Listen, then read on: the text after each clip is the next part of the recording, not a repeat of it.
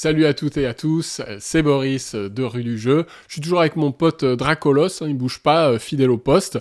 Aujourd'hui, on se retrouve pour une nouvelle sélection. La fois passée, je vous ai parlé de 5 jeux simples et malins. On va poursuivre dans cette optique de parler de catégories de jeux qui sont à la fois assez transversales et en même temps un peu ciblées. Aujourd'hui, on va parler de 3 jeux de dés, mais de pose de dés. Donc pas de dés dans le sens où on l'entend comme le 421 où c'est du hasard pur et je lance les dés et je vois ce qui se passe. Ici, il faut voir un petit peu les dés comme des ouvriers qu'on va poser à tel ou tel endroit en fonction de leur valeur.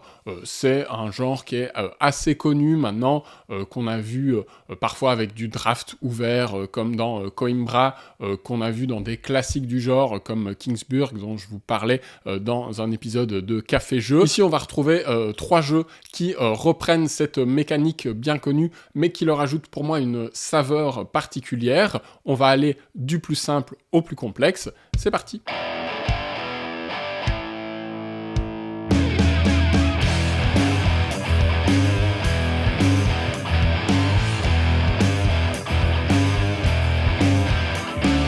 Avant de commencer, comme d'habitude, si vous n'êtes pas encore abonné à la chaîne, je vous encourage à le faire. Voilà, ça aide au référencement, ça vous permet à vous d'être informé quand une vidéo sort, de pas la louper. Et puis, il y a Instagram, si vous voulez suivre mes aventures ludiques au jour le jour, @rue du jeu, il y a le Ko-fi, si vous voulez faire avancer la rétrospective, me soutenir financièrement et accéder au podcast. Et puis on est parti pour le premier jeu. Alors j'ai dit que j'allais aller du plus simple au plus compliqué, on pourrait aussi dire du plus fun au plus calculatoire. On va commencer avec Spots. Spots, c'est un jeu que je possède pas, qui m'a été présenté par Samuel, que vous avez pu voir notamment dans la rétrospective Luciani, dans le segment sur barrage, un professionnel de barrage, il a dépassé les 200 parties, et en même temps, des fois, il achète des jeux extrêmement simples comme Spots, où il va s'agir de lancer des dés et de les poser sur des cartes chiens. Vous avez plein de chiens dans le jeu, plutôt des dalmatiens, en tout cas des chiens à taches comme ça. J'y connais rien en race de chiens, je suppose que c'est des dalmatiens. Ils sont toutes et tous très mignons, très rigolos, ils sont différents, on sent qu'ils se sont fait plaisir avec les noms des chiens et leur tronche. C'est vraiment très réussi éditorialement, ça donne envie de manipuler ces cartes chiens, de poser des dés dessus pour faire les bonnes tâches aux bons endroits, etc. Puis ils ont un petit peu customisé les dés pour que ça soit pas des dés à 6 faces classiques, mais que les faces n'aient pas toute la même circonférence, et donc ça émule vraiment ces tâches de chien. Bref, l'édition est vraiment très réussie, ça donne tout de suite envie de jouer au jeu. Spots, c'est un jeu très accessible de pousse ta chance et qui en même temps a une certaine profondeur. À votre tour, vous avez 6 actions en draft ouvert au milieu de la table, vous allez en sélectionner une et elle va être mise face cachée quand on a sélectionné suffisamment d'actions différentes pour qu'il n'y en ait plus que une, je crois, au milieu. On retourne toutes les tuiles, on peut à nouveau sélectionner toutes les actions et celle qui n'avait pas été retenue, on lui met une petite croquette dessus, là, un petit sucre qui donne envie de la sélectionner. Donc c'est exactement la mécanique d'un Puerto Rico ou ce genre de choses, mais appliqué à un jeu de dés, donc ça c'est assez malin. En plus de ça, ces tuiles actions, elles sont très variées, il y en a 2 qui seront toujours là, dont celle qui permet d'ajouter un nouveau chien à notre meute devant nous et d'avoir plus de possibilités de placement de nos dés, mais toutes les autres, elles sont de types différents, et on va prendre une de chaque type parmi plein d'autres en début de partie. C'est un petit peu comme les petites bourgades, où à la mise en place, vous allez garder une carte puits parmi un certain nombre, mais tous les puits n'auront pas la même façon de scorer, les bâtiments n'auront pas tous le même pouvoir au sein d'une même catégorie, etc. C'est le même principe, ça rend vraiment les parties ce qu'il faut de rejouables, et en même temps, ça va vite pour appréhender les actions. Début de partie, on va toutes les lire une fois, et puis on a à peu près compris comment elles fonctionnent, et on peut dérouler. Ces actions, la plupart du temps, elles vont consister à lancer des dés, des brouettes de dés, parfois 8 dés d'un coup, boum, et là-dedans, on va récupérer les dés qui nous intéressent pour les mettre sur nos chiens. Les dés qu'on ne sélectionne pas, on va devoir les enterrer dans notre niche, et si dans notre niche, on se retrouve à dépasser la valeur de 7, en cumulant tous les dés qu'on aura gardés là, là c'est le bust, et on doit retirer tous les dés qu'on avait placés précédemment sur nos chiens. Le côté pousse ta chance, c'est que quand un chien est complet, quand il est théoriquement terminé, eh bien on peut soit choisir de passer un tour pour scorer tous nos chiens complets, en récupérer des nouveaux, mais on perd un peu de temps, soit on peut vraiment pousser le vice jusqu'à ce que tous nos chiens soient absolument complets simultanément,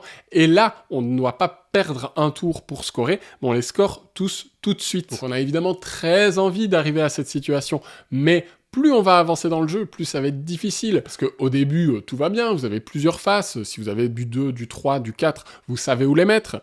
Puis à la fin, il vous manque un 1 ou un 6, une face très précise, et vous suez à grosses gouttes. Vous avez peur, clairement, surtout si vous avez déjà des dés dans votre niche. Alors vous pouvez dépenser ces petites croquettes, ces petits sucres pour relancer les dés, mais vous devez relancer la totalité des dés que vous avez lancés. Vous pouvez pas en garder certains. Donc c'est pile le bon dosage de contraintes pour que ça soit fun, que ça soit pas trop calculatoire, pour vraiment vous pousser. Il y a vraiment la carotte au bout du bâton pour vous pousser à la prise de risque et donc à l'erreur, hein. Ça fait tragique de perdre tous les dés qu'on avait passé des tours et des tours à mettre patiemment sur nos chiens, et en même temps, on a envie de prendre ce risque-là, donc c'est très fun, on se retrouve à hurler de désespoir, ou à l'inverse, sauter au plafond de joie. On fait quelque chose de très agréable, qui est de placer ses tâches sur ces petits chiens. C'est une course pour arriver à 6 chiens terminés, et on ne peut jamais avoir plus de 6 chiens devant soi, en comptant les chiens qu'on avait déjà terminés. Donc plus on avance, moins on a de possibilités différentes pour placer nos dés, et plus c'est tendu. Donc il y a une espèce de catch-up, de rattrapage qui se crée naturellement, qui fait qu'il y a souvent du suspense sur qui va l'emporter. En spots, j'ai déjà eu l'occasion d'en faire 3 parties. Je trouve le jeu vraiment très agréable, vraiment très fun dans sa catégorie, très réussi en matière d'édition. Bon voilà, faut pas y chercher plus qu'un jeu fun de pousse ta chance, mais il utilise vraiment le placement de dés de façon intelligente, avec pile ce qu'il faut de contraintes, pile ce qu'il faut de risques et de variété dans la mise en place, pour que vraiment on prenne un plaisir à chaque partie et qu'on ait envie d'en relancer une. Le seul défaut du jeu, c'est son prix. Je crois qu'il se rapproche des 40 €. En même temps, voilà, il y a beaucoup de cartes, il y a beaucoup de dés, c'est quali, je comprends le prix, mais on n'a peut-être pas envie de mettre 40 € pour un jeu aussi léger. Mais voilà, si vous avez un coup de cœur pour le thème, pour l'édition qui est vraiment choupi, bah moi je vous le conseille. Dans sa catégorie, il fait vraiment très très bien le taf. Deuxième jeu de placement de dés, c'est Skyteam chez le Scorpion Masqué. Là, pour le coup, c'est plutôt une nouveauté. On en a pas mal entendu parler, et je pense que le jeu démarre très très fort, hein. Il a dépassé les 60 000 exemplaires vendus, alors qu'il est vraiment sorti dans les derniers mois. Faut dire que le thème est très parlant, et la catégorie du jeu aussi est parlante, parce qu'elle est peu représentée. C'est un jeu coopératif à 2 joueurs, où on va devoir ensemble parvenir à faire atterrir un avion. Et comme toujours avec le Scorpion Masqué, le jeu est super bien édité, il n'y a rien à dire, et ils ont vraiment poussé le concept jusqu'à vous offrir une vingtaine de scénarios, pour vraiment aller plus loin que la simple découverte du jeu de base, qui est sympa, mais on va le dire d'emblée, ne vous arrêtez pas à votre première partie. Moi je vous conseille, parce que certes les sensations sont bonnes, mais moi je trouve que c'est un coopératif qui est beaucoup trop facile, et personnellement, les coopératifs qui sont trop faciles, ils me désinvestissent complètement de la partie. Si je sais, au bout du tour 3 ou 4, alors qu'il y en a 6, que c'est bon, quoi qu'il arrive, si on fait pas absolument n'importe quoi, on va gagner, bah alors on attend juste que le temps passe, et c'est pas très excitant, quoi. On n'a pas ce stress de perdre. C'est pour ça que les coopératifs qui me plaisent vraiment, c'est Ghost Stories, c'est The Loop. Ce sont des jeux difficiles où on sent que à tout moment on peut perdre, et qu'en même temps on est convaincu qu'on peut y arriver, et c'est vraiment sur cette corde raide que se joue le plaisir dans le coopératif pour moi. Skyteam, en voulant être consensuel, en voulant être grand public, et la raison de le faire d'un point de vue commercial, a priori, vu ses bons chiffres de vente, propose pour moi un scénario de base qui est beaucoup trop facile et qui me désinvestit du jeu. Et franchement, je conseillerais de même pas le faire en première partie. Je conseillerais de découvrir le jeu avec un scénario vert. Donc il y a 3 difficultés de scénario, hein, vert, jaune, rouge. Pour moi, vous pouvez direct commencer avec un vert, et encore, j'ai fait découvrir le jeu à mon épouse de cette façon-là, et j'ai encore trouvé que ça me manquait de difficulté, quoi. Donc le dosage est pas simple. Je pense que clairement le jeu pourrait être plus difficile, mais quand on va vers les scénarios rouges, là, on commence vraiment à retrouver ce stress palpable de « Ok, l'avion va se crasher, ça va être très compliqué, on risque de se retrouver dans le décor. » Pour moi, le jeu devient vraiment intéressant quand on va vers ces scénarios compliqués. Alors, où est le placement de dés dans tout ça ? Ben, dans Skyteam, à chaque tour, vous avez 4 dés. Vous pouvez être pilote ou copilote. c'est sensiblement la même chose, même s'il y a des petites asymétries dans les endroits où vous allez pouvoir placer vos dés sur le plateau commun qui représente un tableau de bord, et ces dés, vous allez les lancer derrière votre paravent. Donc c'est ça qui est malin, c'est que, ok, c'est un coopératif, mais évidemment, on ne peut pas communiquer, à part en début de manche, et une fois qu'on a lancé les dés, qu'on a l'info des valeurs de nos dés, on ne peut pas commencer à se dire « Ah bah tiens, j'ai un 5, un 6, donc je pourrais mettre mon 5 là, mon 6 là, etc. » On doit donner des informations à l'autre joueur en fonction de l'ordre dans lequel on va placer nos dés, de leur valeur, bah, ça va dire « Ok, bah ici, j'ai pas le choix, ici, je te laisse plutôt la main. » C'est aussi un jeu qui va faire naître des situations intéressantes du fait des contraintes qu'il nous met en place. Donc à chaque tour, on va devoir poser un dé sur l'emplacement axe de l'avion pour vérifier si notre avion est bien droit ou si au contraire il commence à tanguer, quoi.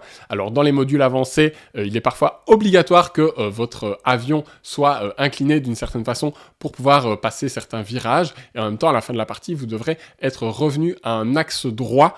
Donc c'est très malin, hein, ce côté vraiment ok, tout va bien pour le moment, mais à un moment, il va falloir qu'on équilibre le truc. C'est à peu près la même chose pour la mécanique des freins. Le pilote peut augmenter la force des freins petit à petit. C'est complètement facultatif, mais en même temps, à la dernière manche, si ça n'a pas été fait, ça va être très galère. Il va falloir un petit peu compter sur la chance. Donc, il y a plein de petits paramètres comme ça qui sont très bien faits. Le jeu est hyper thématique, ça, il n'y a pas de souci là-dessus. On va devoir aussi placer à chaque tour un dé sur les réacteurs. Et une fois qu'on a placé chacun notre dé en fonction de la somme, on va ne pas avancer du tout, avancer d'une étape ou avancer de 2 étapes. Et en fait, en fonction de est-ce que le ciel qui vous fait face est dégagé ou non, parce qu'il peut y avoir d'autres avions sur le chemin, il faut les dégager gentiment en parlant à la tour de contrôle, faites place, nous on avance. Et bien des fois, vous allez avoir envie de mettre le turbo ou au contraire de tempérer votre vitesse. En sachant que dans les scénarios avancés, vous n'allez pas avoir le choix, il va falloir que vous traciez parce que vous avez plus de cases à parcourir pour atteindre l'aéroport que de manches que vous avez devant vous. Donc si vous vous contentez d'avancer tranquillement d'une case par manche, c'est foutu. Ça crée une pression qui est vraiment intéressante et c'est pour ça que je recommande très chaudement les scénarios avancés et de pas du tout s'arrêter à l'initiation qui est franchement limite ennuyante. Il y a plein de modules plus ou moins réussis et toujours très thématiques et qui apportent vraiment leur petite dose d'originalité et d'envie d'y revenir en plus. Il y a notamment celui qui m'a vraiment plu, c'est le stagiaire. Vous avez un stagiaire à former au fur et à mesure de votre vol et vous devez utiliser toutes les tuiles qui représentent son apprentissage. Ce qui est chouette, c'est que ça va vous permettre de changer la face de votre dé en fait. Si je mets un 1-3 sur la zone du stagiaire pour récupérer une tuile 6, je récupère ce 6 et je le place où je veux. On va forcer parfois la prise de risque parce que on n'a pas le choix, c'est ça où on se crache. Des dés relances, des petits jetons café pour ajuster les faces de nos dés. La partie dure 15-20 minutes, ça va très vite, c'est agréable. Et SkyTeam, c'est très réussi dans l'édition, mais pour moi, voilà. Une envie vraiment de créer zéro frustration à la découverte, que je comprends amplement, mais qui pour moi pourrait se révéler une erreur stratégique parce que ça va, je pense, détourner, voire dégoûter plein de joueurs habitués, plus chevronnés du jeu en se disant c'est vraiment trop facile, je ressens aucune tension, il n'y a pas d'intérêt. Parce que, en fait, c'est de là aussi que crée le stress et l'importance des discussions. Parce que si tout va bien, vous n'avez rien à vous dire avec votre partenaire en début de manche. Chacun sait ce qu'il a à faire. Par contre, si on a vraiment un stress qui arrive avec plusieurs points de tension, plusieurs points qui peuvent nous amener à la défaite et au crash de l'avion, là, les discussions deviennent intéressantes. On dit, ok, alors il faut absolument qu'on gère ceci, qu'on gère ça, toi, il faut que tu t'occupes de ça, etc. Donc, vraiment, si vous avez l'habitude des coops, de ce type de placement de dés, où on doit vraiment prioriser l'ordre dans lequel on place nos faces en fonction de leur valeur, etc., zappez le scénario d'introduction et commencez directement avec un vert, voire un jaune. Ça vous laissera quand même tout le loisir de découvrir les modules au fil du temps parce que le jeu les éparpille bien en fonction des scénarios et vous obtiendrez un très chouette coop à deux qui se pratique rapidement et qui utilise cette idée du placement de dés d'une façon qui n'avait pas encore vraiment été exploitée jusque-là. Et enfin, le dernier jeu de cette sélection, c'est le Château Blanc de chez Yellow, qui a été récupéré non pas grâce à une copie presse de Yellow, parce qu'il n'en avait plus, mais grâce à la boutique partenaire de rue du jeu, Golden Meeple. Donc vraiment, quel bonheur de pouvoir compter sur Cédric tous les mois pour récupérer gratuitement les jeux qui m'intéressent. Franchement, il est au top. Allez faire un tour sur Golden Meeple. Les soldes sont pas encore tout à fait terminés. Il y a plein de bonnes affaires à aller dénicher. Et voilà, moi, son soutien me permet de m'essayer à des jeux dont j'aurais pas pu vous parler sans lui, parce que je ne peux pas tout acheter. Le Château Blanc, on en a déjà beaucoup parlé, donc je vais pas trop longuement revenir dessus. Donc c'est un jeu qui se veut une espèce de suite spirituelle de la Cathédrale Rouge. Et en même temps, ça n'a pas grand-chose à voir, à part que les deux utilisent des dés d'une façon plutôt originale et maligne. Moi, j'avais pas vraiment accroché à la Cathédrale Rouge. J'ai pas trouvé ça mauvais, mais en fait, on en a fait une partie, puis il est plus jamais ressorti, et j'ai fini par le vendre. Donc je pense que c'est quand même symptomatique d'un jeu qui n'est pas énormément marquant. Et celui-ci, le Château Blanc, a ceci pour lui d'être extrêmement condensé. Donc c'est un jeu qui va se jouer en 3 manches. À chaque manche, vous allez faire 3 actions, donc vous n'avez que 9 actions sur la partie, et puis c'est marre. Et pourtant, vous allez quand même avoir une sensation de montée en puissance, avec parfois des combos qui vous permettent de réaliser avec un seul dé, 2 voire 3 actions d'affilée. Pour autant, ça reste très mesuré, il y a peu d'axes stratégiques. En fait, il y a 3 lignes de votre plateau qui contiennent 3 types de meeples différents, et c'est un petit peu, grosso modo, les 3 façons de marquer des points dans le jeu.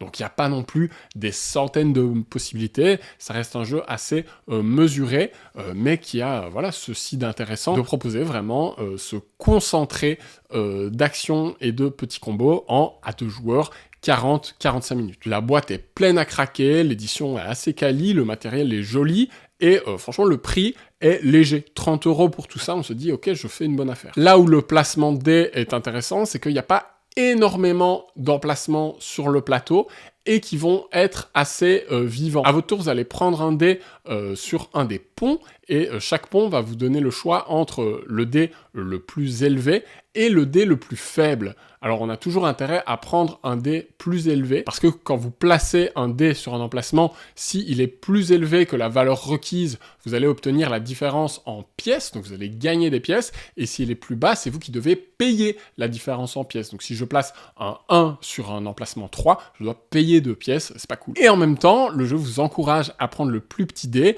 parce qu'il va vous permettre de déclencher le bonus lanterne de votre plateau, qui au début de la partie est très faible, mais qui là aussi va monter en puissance, et à la fin, vous allez pouvoir avoir des bonus lanternes vraiment juteux, qui vont vraiment vous inciter à aller chercher des plus petits dés, mais du coup, il faudra avoir gagné des pièces en amont pour rendre ça possible, etc. C'est assez malin. Je parlais d'emplacements sur le plateau vivant, d'une part parce qu'il n'y a pas beaucoup d'emplacements, puis ils vont petit à petit se renouveler, parce que ils sont tributaires de cartes qui sont sur le plateau, et ces cartes, on va pouvoir les récupérer chez nous, par l'intermédiaire de l'action courtisan. Ça va faire gonfler notre fameux bonus lanterne, ça va nous donner accès à une action personnel que nous seuls pouvons réaliser. Ça va aussi nous faire des petits combos. Au moment où on récupère la carte, on peut rejouer une action, etc. Et tout ça va faire que les emplacements se renouvellent. Alors c'est pas un jeu de blocage absolument tendu. C'est pour ça que moi je trouve qu'il se joue bien à 2, parce que on va quand même avant tout faire ça à popote, penser à ce qu'on peut faire nous avant de bloquer les autres. Bloquer les autres sera un bonus. Si on a le choix entre plusieurs actions, on va peut-être davantage aller vers celle qui profiterait le plus à notre adversaire, puisque les emplacements sont limités. À 2, on n'a pas le droit d'empiler les dés. Si on joue à plus nombreux, ce que j'ai pas encore eu l'occasion de faire, on a le droit d'empiler plusieurs dés sur un même emplacement. Donc cette mécanique de placement de dés qui nous encourage à prendre des gros dés pour avoir plus de possibilités, pour gagner de l'argent, etc. Argent qui est assez précieux, qui est pas facile à récupérer autrement, et en même temps qui nous incite aussi à aller chercher ces petits dés pour avoir plein de bonus dans tous les sens. Franchement, juste ce truc-là, ça fonctionne vraiment bien, et c'est très solide. Alors on pourra trouver des jeux vraiment experts qui utilisent le placement de dés de façon encore plus ingénieuse, encore plus profonde. Je pense à Origins notamment, que moi j'ai pas aimé, mais dont je reconnais les qualités mécaniques, mais qui est un vrai jeu expert pour le coup. Le Château Blanc, c'est du Yellow expert, donc ça vous situe, c'est un jeu en fait plutôt initié plus, qui est pas facile à appréhender au début. On comprend pas au début quel va vraiment être l'impact du dé qu'on sélectionne, quels sont vraiment les choix qui s'offrent à nous. C'est pas évident, mais au bout de quelques tours, on a très vite compris où on voulait en venir. Et puis comme la durée de partie est très ramassée, ben voilà, les objectifs qu'on se fixe sont toujours à moyen terme, voire à court terme. Et donc, il n'y a pas besoin de rentrer dans une planification extrême sur plusieurs manches, vu que il y en a que 3 et qu'elles passent très vite, quoi. Donc le château blanc, pour l'instant, j'en ai fait 3 ou 4 parties. J'ai à chaque fois fait découvrir à mes camarades de jeu. Donc en fait, clairement, là pour l'instant, on est à l'étape de c'est agréable, c'est frais. Moi, j'aime bien d'avoir un jeu qui me donne un petit peu des sensations d'expert light, mais dans une durée de partie très courte. Je trouve que ça fonctionne bien à 2. Donc pour l'instant, vraiment, ça me plaît. Mais est-ce que c'est un jeu qui va vraiment rester sur la durée? Est-ce que dans 10-15 parties, on en parle encore, on trouve encore que c'est un jeu solide? Je suis pas sûr, parce que j'ai l'impression que les axes stratégiques sont pas non plus illimités. J'ai pas vraiment l'impression que, même avec l'expérience, l'interaction va se retrouver vraiment incisive, avec une vraie confrontation qui me donnera vraiment envie de rentrer dans l'art de mon adversaire. J'ai l'impression qu'on va toujours rester, malgré l'expérience, dans ce côté un petit peu je te bloque, mais indirectement, quoi, et je pense d'abord à ma tronche. Mais c'est à voir, parce qu'encore une fois, pour l'instant, je l'ai que pratiqué avec des gens qui découvraient, donc il faudrait revenir sur le jeu plus longuement pour voir si il continue de me plaire. Pour l'instant, voilà, au bout de 3 ou 4 parties, je reste convaincu, j'ai toujours envie de poursuivre l'expérience, et je suis quand même impressionné par la qualité d'édition à une ère où on critique beaucoup les boîtes qui sont pleines de vide, etc. Bah là, on est vraiment sur l'extrême inverse, avec une boîte au format compact et tout ça. Et tout est compact, en fait. L'expérience de jeu est compacte, il y a une densité dans les actions qui nous sont proposées, dans la manière dont elles s'enchaînent. Et ça, c'est assez... ça permet au jeu de se distinguer, clairement. Donc il se distingue en tant que nouveauté. Est-ce qu'il parviendra à vraiment se faire une place régulière dans les ludothèques et à supplanter d'autres jeux qui louvoient autour de la même catégorie, ce placement de dés un peu intermédiaire, / expert accessible, machin. Je pense évidemment à des jeux comme Bora Bora de Feld, par exemple, qui me paraît quand même plus riche, là, comme ça, de prime abord. Mais à voir sur la durée, et pour l'instant, le Château Blanc, ça fait bien le taf. Voilà pour ces 3 critiques de jeux qui utilisent les dés de façon assez maligne, parfois très fun, parfois plus calculatoire, mais en tout cas qui revisite cet aspect du placement de dés avec une saveur particulière. J'espère que le concept vous a plu, je trouve ça intéressant de me creuser un petit peu la tête pour trouver des angles pour vous parler des jeux, et pas juste vous dire « Ok, je fais la critique de machin, je fais une vidéo sur ce jeu-là ». Je trouve ça un peu plat, un peu monocorde. Moi, j'aime bien que ça soit plus dynamique et qu'on trouve des synergies entre des jeux qui n'ont a priori rien à voir, parce que là, c'est complètement le cas. Je vous dis à bientôt pour une vidéo où on parlera de jeux beaucoup plus anciens. Je vais vous proposer vraiment 4 déterrages de ma ludothèque, des boîtes qui étaient restées pendant plusieurs années sans être sorties, ou des jeux qui avaient fait flop au moment où je les avais découverts, et puis qui se sont révélés sur le long terme. Ça arrive très vite. D'ici là, vous pouvez me suivre sur Instagram, vous pouvez visiter la boutique partenaire Golden Meeple, écouter le podcast Café Jeu, me faire un don sur Ko-fi si le cœur vous en dit. C'était Boris, on se retrouve bientôt. Jouez bien par chez vous. Ciao. Voice over